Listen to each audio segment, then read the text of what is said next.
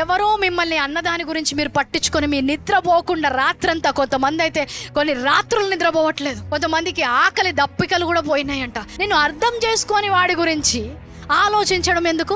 నీ కొరకు రక్తము కార్చింది వాళ్ళు కాదు, నీ కోసం సిలువ మీదకి వెళ్ళింది వారు కాదు, నీ కొరకు మరణించింది వారు కాదు. దావీదు జీవితంలో ఎన్నో గాయాలు. 1 సమూయేలు 30:6 ఆయనతో నిల్చుంటారు అనుకున్నారో ఆ 300 మందే వ్యతిరేకంగా నిల్చున్నారంట. మీ ప్రాణం కోసం కూడా నేను నిల్చుని ఉన్నాను. ఇప్పుడు ఒక పరిస్థితి వల్ల ఏమైపోయింది, ఈయనను చంపేద్దాము, వాళ్ళందరూ ఒకటయ్యారు, ఈయన ఒకటైపోయాడంట. గాయాలు ఉన్నాయంటే ఉన్నాయి, లేవు అనట్లేదు. ఏడవాలంటే కూడా ఏడవచ్చు, బాధ చాలా ఉన్నప్పుడు. కానీ అక్కడితో ఆగలేదంట దావీదు. లాస్ట్ లైన్, దావీదు తన దేవుడైన యెహోవాను బట్టి ధైర్యము తెచ్చుకోనెను. ఏడుస్తూ అక్కడ కూర్చోలేదు కానీ ధైర్యముతో నిలుచున్నాడంట. ఈరోజు కొంతమంది నేను నిలిచేదను, ఏడుస్తున్నా కూడా నేను నిలిచేదను. గాయపడ్డావేమో, గాయాన్ని కట్టుకొని మళ్ళీ ముందుకు వెళ్ళడం.